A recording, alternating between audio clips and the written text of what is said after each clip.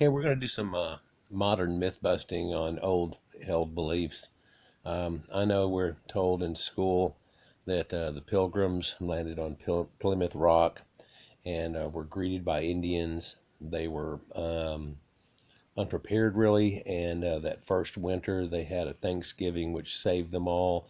And the Indian hunter-gatherers kept, showing them the trees and the nuts they could eat and things like that, cranberries, so on, even turkeys and this type of thing. We all know this story, right? Quite too well. Well, the only problem is it's not true. Um, let's look at the facts on this, just so it makes it pretty much clear. The Pilgrims landed on November 11th in 1620, after being 66 days at sea, which was a little longer than they projected. Indeed, you can get over here in about 45 days. Depending on winds, trade winds, and things like that, and your route and such that goes on. But sometimes it took quite a bit longer than that. You get caught in the doldrums, and it could go on for quite a few months, actually, to slowly even attempt to get somewhere where there was enough wind to push you along.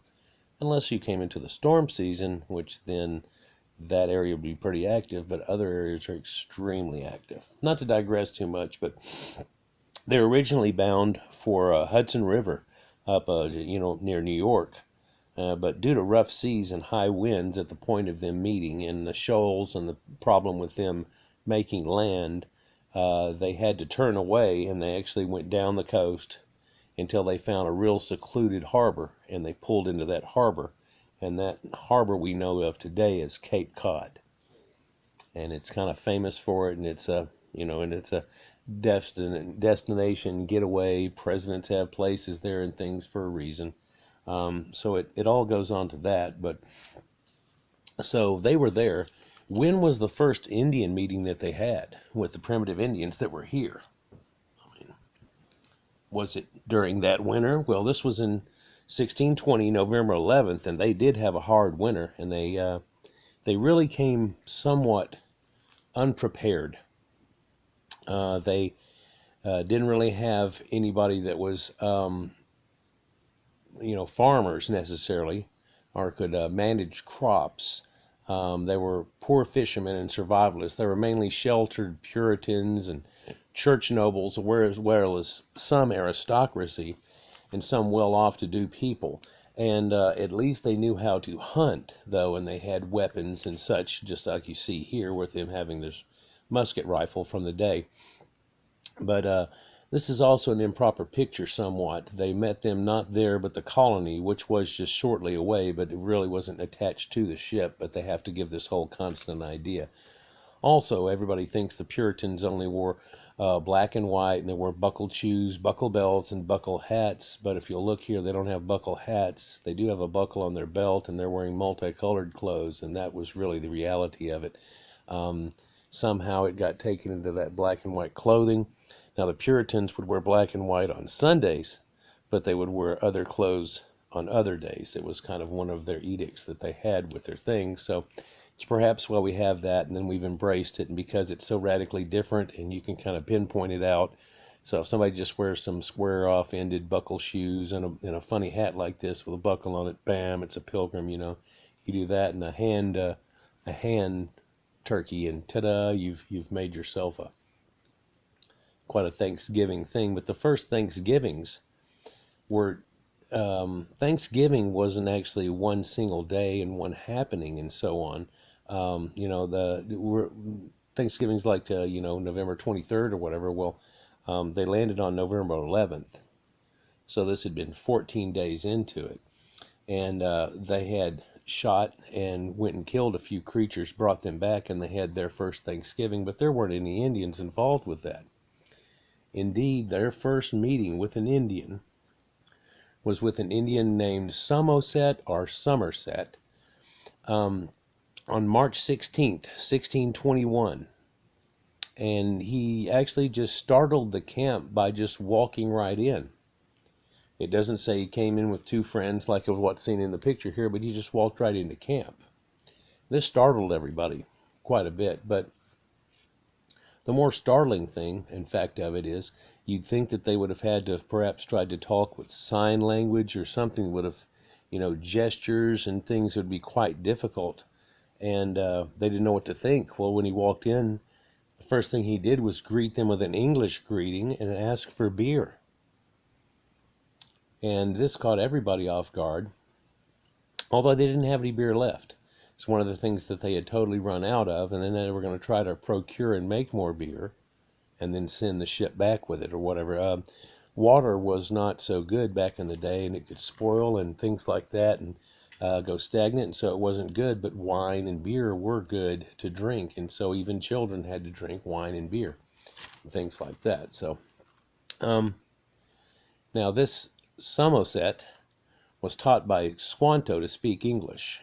And Squanto is the famous one that we always hear about if you've heard the ancient Indian stories about this. Squanto had brokered a living in peace between the people for 50 years, and to tell the people not to go near the Plymouth Rock area to hunt, just go anywhere else, and everything's cool, and they agreed upon it and stuff. And they're going to do this for 50 years to enjoy each other and learn from one another. But, lo and behold, Somerset was captured in 1605 by a British sea captain's men. This is how he learned how to speak. This is the background of it after investigation. He was captured in 1605 by a British sea captain's men. See, they had sea captains that were bringing ships back and forth. Every couple of months, they would have a ship that came back and forth, bringing new people, taking people back if they wanted to go back, and bringing lots of supplies, and they kept doing this back and forth. There was something that was 7 or 9 years with the Plymouth Rock people that they were going to do this for to get them set up. It was an agreement that they had all had, and we're going to do it. So he was captured in 1605 by a British sea captain's men who had brought Irish slaves repeatedly to the islands here, to the Americas. And he lived in England for 8 to 9 years before returning on another British ship. Then, in that summer, another British shipmaster tried to get him in slavery. He took him to Spain, and he tried to sell him in slavery in Spain to the Spanish. Now, he was rescued by some Spanish friars who went back to London with him. He caught a ship to Newfoundland, but whenever he got there, he found that it was far too far to walk home. He didn't want to wait on another ship, and a ship was leaving to go back to England. He went back to England again. So he caught that ride, and then the following year, he was able to garner a place on another ship bound for New England on an exploratory mission that was going to do New England and come south, which is down towards this area here. Soon afterwards, the Pilgrims arrived at where the exploration kind of stopped. His first words spoken to the Pilgrims from a savage were, "Do you have a beer?" Kind of odd that you would have something like that happen, but he had asked for a beer. So he was quite westernized at this point. He had crossed the Atlantic with Englishmen 6 times and become quite fluent in English. Imagine the surprise of the Pilgrims. So, next time we'll go into Columbus and his reasons for sailing and the secrets behind that. But here's the first meeting of Pilgrims in Plymouth Rock, which was really Cape Cod.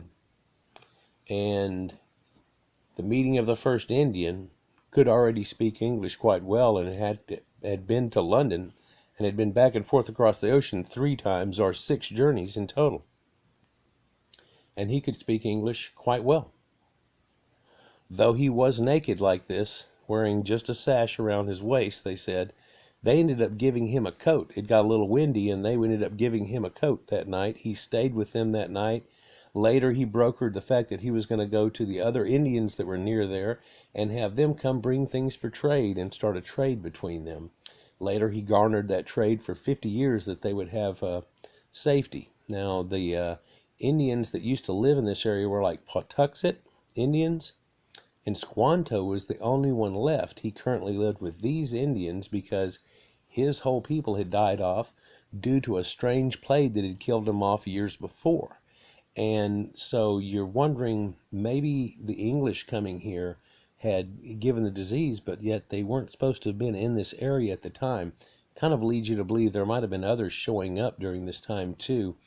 But someone would have to be very sick from the voyage, and then they would break out with something, I don't know, typhus, problems like that, and then that could be passed on to the Indians and it could break out.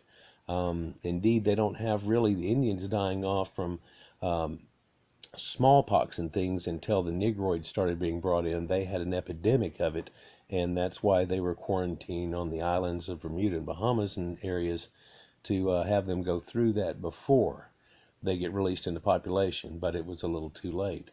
But yeah, interesting fact, the first Thanksgiving didn't contain Indians. In fact, it didn't contain Indians for 2 years after this.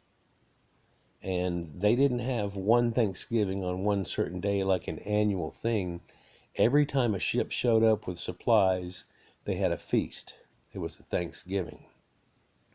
Now we celebrate Thanksgiving at the opposite of Passover is what we do now, and in between, and it's a harvest situation, and we go with that. But there was a lady. It was the lady that wrote "Mary Had a Little Lamb" that actually tried so hard to get it to be locked on a certain day and to make a holiday out of it and to make it something that was, divine and in between holidays and so on, and at a time of harvest.